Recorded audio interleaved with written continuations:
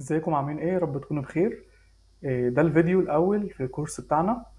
في بداية الكورس انا حابب اعرف نفسي وحابب اقول لكم يعني الكورس ده يعني انا ليه عامله. تمام. في البداية انا اسمي أبانوب. انا المدير بتاع منصة ايزي اوردرز. انا عامل الكورس ده ليه؟ عامل الكورس ده لان انا بكره حاجة اسمها وظيفة. انا شايف ان الوظيفة دي حاجة بتحرق بقى يومك. ومش بس كده، يا ريتك انت بتشتغل على قد الشغل بتاع الوظيفة وبتاخد فلوس وبتستمتع بيها. لا، ده انت كمان مجبر ان انت دايما تفضل تطور من نفسك. يعني مثلا اللي شغال مبرمج مضطر ان هو بعد ما يخلص شغل يفضل يشوف ايه الجديد في البرمجة ويتعلمه عشان ما يجيش حد ياخد مكانه. اللي شغال في السيو مضطر ان هو دايما يتابع إيه الجديد بينزل من جوجل وبينزل من محركات البحث والقوانين بتاعتهم. واللي شغال مثلا ماركتينج او شغال في اي حاجه مضطر دايما ان هو يعمل ابديت لنفسه. فانت ما بقاش الموضوع 8 ساعات شغل، بقى 8 ساعات شغل، 4 ساعات دراسه و8 ساعات يوم. فانت مش عايش تمام. فهو الموضوع انا مش عايزك تبقى موظف، عايزك يبقى عندك بيزنس سواء دروب شيبنج او اي كوميرس. وده اللي احنا هنتكلم عليه في الكورس ده باستفاضه. تمام. ناس كتير بتقول لك نفس الكلام اللي انا بقوله لك ده. تمام. وبتشجعك ان انت تعمل بيزنس خاص بيك. تمام. بس بتيجي في الاخر تقول لك طب هات فلوس، فانت دايما بتبقى متردد، هو فعلا عايز يفيدني ولا عايز مني فلوسي؟ فانا مش عايز يعني ال الشك ده والعائق ده يبقى موجود. فعشان كده الكورس ده مش بفلوس. الكورس ده هتلاقي فيه معلومات قيمة جدا جدا جدا جدا، محدش هيقولها لك. تمام. وجاي عن تجارب ومصلحتي ومصلحتك ان انت تبقى يعني تاجر شاطر او دروب شيبنج شاطر. تمام. وانا مش عايز منك فلوس. تمام. لان دلوقتي هو الموضوع هيبوظ، يعني الموضوع فعلا هيبوظ لو انا بقول لك عايز فلوس دلوقتي. انت دايما هتقول لا، هو الموضوع ده ما يعني في ان هو عامل كده علشان ياخد فلوسي مش عشان خاطر يفيدني. فانا فعلا مش عايز منك فلوس، يبقى اللي فاضل ايه؟ اللي انا عايز افيدك. ف... فانت حاول انت تفيد نفسك، حاول ان انت تغير حياتك. تمام. الكلام فعلا سهل والتنفيذ صعب. ف... وناس كتير ممكن تقول لك طب هو اللي بيدي كورس ده لو هو يعرف الكلام ده فعلا ما كانش مستني الفلوس دي مني، مش مستني مني 500 جنيه ولا 1000 جنيه ولا 2000 جنيه ولا الكلام ده. هو ده فعلا ده حقيقي. انا بعمل الكلام ده او انا شاطر في الكلام ده، فانا فعلا مش مستني منك ال 1000 جنيه ولا 500 جنيه ولا 2000 جنيه. يعني انا حقيقي يعني مش عايزه. بس عشان كده انا هديلك كل المعلومات اللي عندي من غير ما اخد منك حاجه، بكل اختصار. بس اهلا بيكم في الفيديو الاول في الكورس بتاعنا. في الفيديو ده هنتكلم على المواضيع دي. فاول موضوع هنتكلم فيه هو ايه الهدف من الكورس. الكورس ده هدفه ايه والكورس ده لمين؟ مبدئيا كده الكورس ده لاي حد حابب يخش في مجال التجاره الالكترونيه او الدروب شيبينج. طب الكورس ده مش لمين؟ الكورس ده للي عايز يكسب كسب سريع، للي فاكر ان هو هياخد كورس وتاني يوم هيكسب فلوس كتير جدا. الكورس ده مش هيعلمك ازاي تبقى ميديا باير تشتغل في شركة. الكورس ده مش بيعلمك ازاي تبقى موظف. الكورس ده انت هتاخده عشان انت تعتمد على نفسك، تعمل بيزنس خاص بيك، سواء البيزنس ده كان اي كوميرس او دروب شيبينج. فباختصار الكورس ده بيخليك تعتمد على نفسك ان انت تخش في مجال التجارة الالكترونية بنفسك او تخش في مجال الدروب شيبينج بنفسك من غير ما تبقى موظف. مش هيعلمك ازاي تهندل عملاء. يعني الموضوع انك انت عايز تبقى ميديا باير او تشتغل موظف في شركة، ده ليه مهارات تانية غير المهارات اللي انا هعلمها لك، زي ان انت مثلا تقنع عميل، زي ان انت مثلا تظبط ورق معين او شيتات معينة. لا، انا مش بعلمك ازاي تبقى ميديا باير، مش بعلمك ازاي تصطاد عميل، مش بعلمك ازاي تبقى موظف. وبرضه مش بعلمك ان انت هتطلع تبقى مليونير من بعد ما تخلص الكورس. في ناس كتير بتسمع منهم كلام يقول لك انا هقول لك على طريقه مختصر ان انت هتكسب فلوس كتير جدا، ان انت هتبقى في ربح سريع، ان انت هتخلص الكورس ده من هنا وتبقى ايلون ماسك من هنا. فكل ده مش هيبقى موجود، مش حقيقي. فمفيش الكلام ده. فاحنا عندنا حاليا في طريقين هنمشي فيهم. اول طريق هو الاي كوميرس،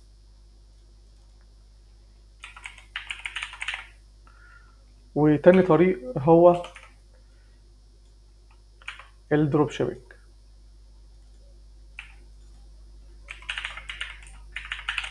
تمام.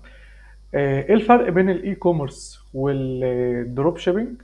بكل اختصار نقدر نقول الاي كوميرس بيحتاج منك فلوس اكتر، بيحتاج منك تجيب بضاعة، فبالتالي محتاج منك راس مال. الخسارة فيه ممكن تبقى خسارة اكبر شوية. تمام. لكن الاعلانات اللي انت هتعملها سهل ان هي تنجح عن الدروب شيبينج. عشان نعرف الفرق اكتر من الدروب شيبينج والاي كوميرس، الاول تعالى نشوف الدروب شيبينج ده عبارة عن ايه. في الدروب شيبينج ده باختصار، في عندنا بيبقى فيه شركة. الشركة دي هي الدروب شيبينج بروفايدر او المنصة بتاعة الدروب شيبينج. انا هحاول على قد ما اقدر ما يبقاش في اي مصطلحات انجليزي، عشان اي حد لسه هيخش في المجال يعرف الموضوع من الاول خالص من دون اي تعقيدات. ففي عندنا مزود الخدمة او منصة الافيليت او منصة الدروب شيبينج. فهنسميها مثلا مزود الخدمة. مزود الخدمة ده ليه أمثلة كتير، زي مثلا منصة تاجر، منصة جامايكا، منصة إيكومبو. يعني منصات كتير جدا موجودة. فمزود الخدمة ده بيوفر لك إيه؟ بيوفر لك كذا حاجة. أول حاجة بيوفرها لك هي المنتجات، يعني الحاجة الأساسية اللي أنت بتدور عليها بيكون هو بيوفرها لك هي المنتجات. طيب ايه تاني بيوفره لك غير المنتجات؟ بيوفر لك سيستم التأكيدات. يعني دلوقتي انت في منتج وفي حد طلب اوردر، فهو دلوقتي عايز يأكد الطلب ده اتأكد، فبالتالي لازم في سيستم تأكيدات يأكد الطلبات دي. يبقى احنا هنا تاني نقطة هي التأكيدات وخدمة العملاء. تمام. تالت حاجة بيزودها لك أو يوفرها لك هي الشحن. لان هو دلوقتي المنتجات دي بعد ما اتاكدت لازم تروح تتشحن للعملاء، او العملاء بعد ما بيرجعوا المنتجات، او مثلا عايز يرجع المنتج تحت اي سبب او اي ظرف من الظروف، ففي شركة شحن هترجع المنتجات او توصل الطلبات وتحصل الفلوس وما الى ذلك. فهو الشحن وتحصيل الفلوس. يبقى مزود الخدمة بتاع الدروب شيبينج بيوفر لك المنتجات، والمنتجات دي بتساوي راس المال اللي انت بتجيب منه المنتجات، وتأكيدات وخدمة العملاء، والشحن وتحصيل الفلوس. وحاجة كمان بيوفرها لك وهي المخزن.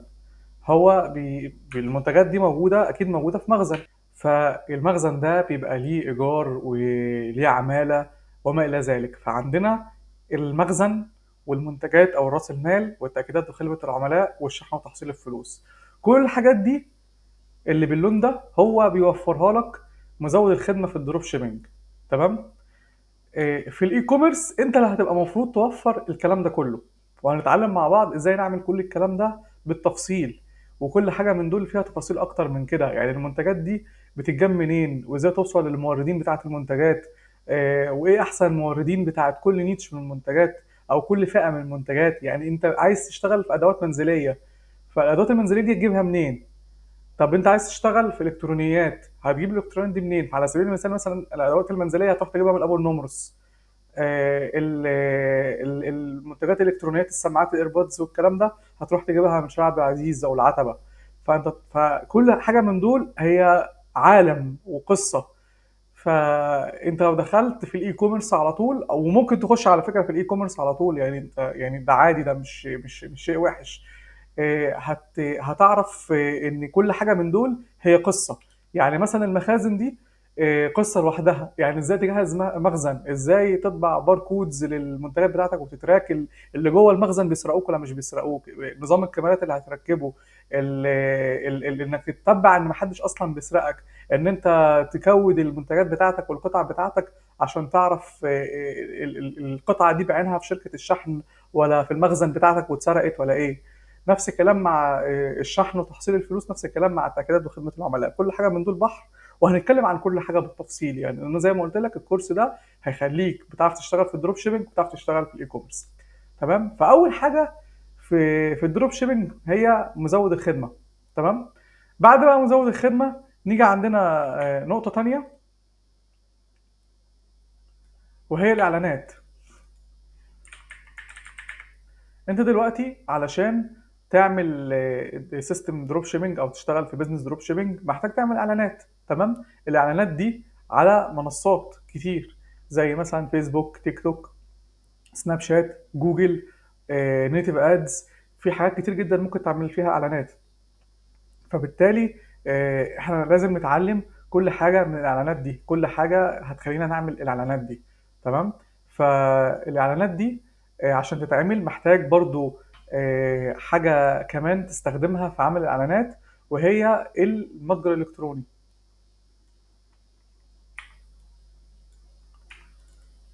متجر الكتروني.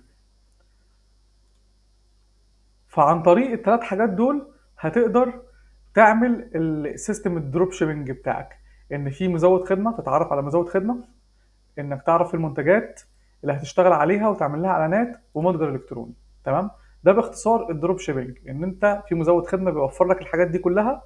انت بتختار منه منتج، بتعمل من المنتج ده اعلانات على متجر الكتروني. بعد كده بتحط الاوردرات دي عند مزود الخدمه. بعد كده هو هيتابع باقي الحاجات دي اللي هم الثلاث حاجات دول، ويحصل لك فلوسك ويحولها لك. فعلى سبيل المثال هنقول مثلا ان في مزود خدمه، مثلا شركه دروب شيبنج او مزود خدمه دروب شيبنج، مثلا تاجر على سبيل المثال يعني. تمام. انت تاجر دي عرضت لك مثلا منتجات، منتج ومنتج ومنتج. تمام. فانت بناء على معايير معينه هنتعرف عليها في اختيار المنتج، هنختار مثلا المنتج مثلا ده على سبيل المثال. مثلا هنختار المنتج ده. يبقى اخترنا المنتج ده، هنيجي نعمل ايه؟ هنعمل صفحه هبوط للمنتج على متجر الكتروني.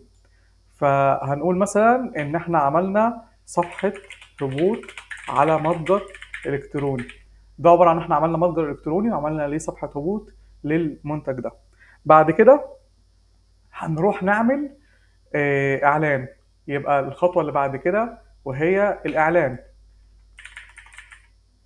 تمام. يبقى بعد ما عملنا كل ده هنعمل اعلان. الاعلان ده بيتقسم الى حاجتين.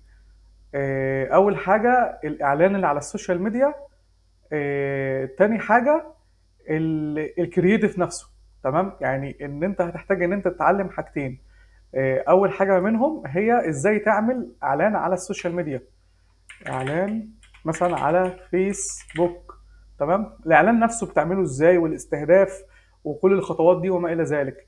تاني خطوه او تاني حاجه هتعملها اللي هو المحتوى او الكرييتيف نفسه بتاع الاعلان، زي مثلا فيديو اعلاني او صوره. تمام. يبقى انت هتعمل فيديو اعلاني او صوره هتستخدمها في الاعلان على الفيسبوك. بعد كده هيجي لك الطلبات او الاوردرات اللي هتجي لك. بعد ما يجي لك الطلبات هتعمل ايه بقى؟ هتروح مدخلها على سيستم تاجر. تمام. بعد ما تدخلها على سيستم تاجر، تاجر هيروح يعمل الخطوات دي، ان هو هيأكد الطلبات، هيكلم خدمة العملاء وهيقولوا لهم ان الطلبات دي اكدوها. فدلوقتي مثلا انت جبت 100 طلب، اتاكد منهم 50 وتسلم منهم 30. الدروب شيبنج نسبة التسليمات فيه المتوسط بتاعها 30%، 25%، 35%. حوار ان التسليمات 70% و80% ده انا عن نفسي ما شفتوش. تمام. ممكن حد يشوفه او حد قال لك عليه، انا بصراحه عن نفسي ما شفتوش. فبعد ما يبقى الطلبات هيشحنوا الطلبات. في طلبات هتتسلم فهتجيلك فلوسها. تمام. وفي طلبات هيحصل لها ريفند وترجع للمخزن. فانت الطلبات اللي هتتسلم دي هتتحول في الاخر لفلوس، وانت هتاخد الفلوس دي وتسحبها. يبقى انت في الدروب شيبنج باختصار، عشان اعمل لك يعني ملخص ليه، هتشوف مزود خدمه. تمام. هنقول مثلا ان هو منصه تاجر او جامايكا او يكومبو او من فين، او في منصات كتير جدا جدا محترمه. وانا مش قصد ان انا اقول اسم منصه بعينها او منصه، لا يعني ده مش اعلان لمنصه او حاجه. فانت هتعمل هتختار مزود للخدمه. تمام. وهتلاقي عنده منتجات، هتختار منتج بناء على حاجات معينه هنتعلمها مع بعض ازاي نختار منتج ناجح. تمام. هتعمل المنتج ده صفحه هبوط، هتعمل له اعلان على الفيسبوك، وهتعمل فيديو اعلاني او صوره اعلانيه تستخدمها على الفيسبوك. تمام. بعد كده الاوردرات دي اللي هتجيلك هتدخلها على تاجر. تمام. خدمه عملاء تاجر هتاكد الطلبات، هتشوف ايه اللي اتسلم وايه اللي ما اتسلمش. او ايه العملاء اللي اكدوا الطلبات ومين ما اكدوش، والعملاء اللي اكدوا الطلبات هيتشحنوا. مش كل الطلبات هتتسلم، او مش كل الطلبات هتبقى خلاص ضن، في طلبات هترجع تاني، اللي هيرجع للمخزن، واللي هيتسلم انت هتاخد فلوسه. فده الدروب شيبنج باختصار. نيجي بقى على الاي كوميرس، تعال نجيبه كده لوحده الناحيه التانيه. تمام. الاي كوميرس، انت هتشيل المزود الخدمه ده وهتاخد كل الحاجات دي. كل الحاجات دي انت هتاخدها تاني. يبقى انت هتجيب منتجاتك، هتوفر تأكيدات وخدمة عملاء، ويعني نظام مكالمات أو خدمة عملاء هيأكدوا الطلبات مع الأوردرات بتاعتك. هتتعاقد مع شركات شحن، هتوفر مخزن. تمام. هتضيف على كده ايه كمان تاني؟ هتضيف على كل الحاجات دي، هتعمل شركة قانونية. تمام. عشان تعرف تتعامل بيها مع الشركات الشحن وما إلى ذلك. هتحتاج ان انت يبقى عندك نظام ضرايب وتدفع ضرايبك وتظبط حساباتك. الموضوع مش هيبقى ماشي سبهلله. فهتعمل زي ما تقول كده ايه، يعني هيبقى فيه نظام محاسبه وضرايب. تمام. هل طيب الدروب شيبنج مش عليه ضرايب؟ عليه ضرايب، بس مش بالصوره بتاعه الاي كوميرس. ومش كله هيدور عليك، وممكن لو انت الدخل بتاعك مش كبير جدا ممكن تتجنب موضوع الضرايب. لان ممكن انت لو الدخل بتاعك كبير جدا وبيخش لك فلوس كتير باستمرار، فبالتالي لازم تظبط نفسك قانونيا وتدفع ضرايبك. تمام. وفي عوامل كتير في موضوع الضرايب، ودي هنتكلم عليها في فيديو منفصل. تمام. لان الضرايب تيجي لك، يعني دي حاجه سهله جدا انها تحصل. والمشكله ان مش هي اللي هتجيلك، اللي هيجيلك الاموال العامه لاسباب كتير. يعني انا مش عايز اطول الفيديو ونتكلم في الموضوع دي. هي ليها قصص كتير وحاجات كتير. يعني على سبيل المثال، انت اشتريت شقه رحت تسجلها، ضريبه او الاموال العامه تلاقيها جايه لك ثاني يوم، جايب الفلوس دي منين؟ حد حبيبك كده شايف ان انت مثلا نجحت وبيجيب فلوس كتير وهو فاشل، وانتوا كنتوا مع بعض في المدرسه وهو كان اشطر منك في المدرسه ودخل مثلا كليه عاليه، وفي الاخر بياخد 5 6000 جنيه في الشهر، وانت لقاك بسم الله ما شاء الله بتدخل بال 100 وال 200 الف في الشهر. فقال لك لا، انا فهو في ايه، انا اروح ابلغ عليه الضرايب او الاموال العامه. فيعني ايه، فيعني هو مش حاجه تشيلها من دماغك خالص. الضرايب حاجه تحطها في دماغك دايما. تمام.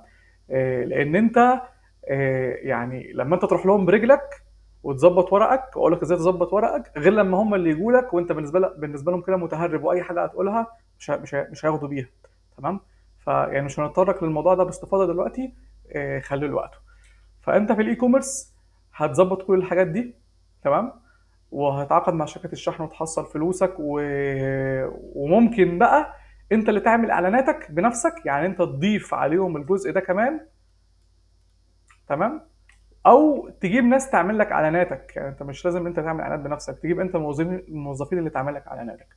فكده احنا مع بعض اتعرفنا على الفرق ما بين الدروب شيبنج والاي كوميرس. تمام. بعد كده انواع الاعلانات والمبيعات بدون اعلانات. انواع الاعلانات، في اعلانات مدفوعه وفي اعلانات مش مدفوعه. والاعلانات دي انواعها كتير جدا جدا. يعني اول حاجه ان انت مثلا تبقى واقف في الاشاره وحد يعدي عليك بورقه، ده اعلان. تمام. الاعلان اللي في الراديو ده اعلان. الاعلان اللي في اليافطه اللي في الشارع ده اعلان. الاعلانات على السوشيال ميديا دي اعلانات. فاحنا حاليا في انواع كتير من الاعلانات. احنا هنتكلم او هندرس منهم نوع معين، وهو اعلانات السوشيال ميديا. تمام. او زي ما تقول كده ايه، الاعلانات الالكترونيه. تمام. مش الاعلانات اللي في الشارع خالص. الاعلانات في الشارع دي مهمه وكتير بيحتاجها، بس مش دي بتاعه البيزنس اللي احنا بنعمله. احنا بنعمل بيزنس انت بتديره من وانت في بيتك، من اي مكان، من اي حته. تمام. فاحنا هندرس اعلانات الكترونيه. طب في مبيعات من دون اعلانات؟ اه، في مبيعات من دون اعلانات، بس مش بدون فلوس او مش بدون مجهود. يعني مثلا في اعلانات بتبقى جايه من السيو، من السيرش، اس اي او، سيرش انجن اوبتمايزيشن، او اللي هو جوجل مثلا او بينج او اي محرك بحث. حد بيبحث عن منتج معين فبيطلع في البحث. تمام. ده انت مش بتعمل اعلان، بس هل ده ببلاش؟ لا مش ببلاش. انك تقدر تطلع رانك عالي في السيرش ده حاجه مكلفه جدا جدا جدا. مكلفه في ايه؟ مكلفه في حاجه اسمها باك لينك. يعني مثلا عندنا مثلا موقع، هنقول الموقع ده مثلا موقع ايه، تمام، وعندنا موقع تاني هنقول الموقع ده موقع بي،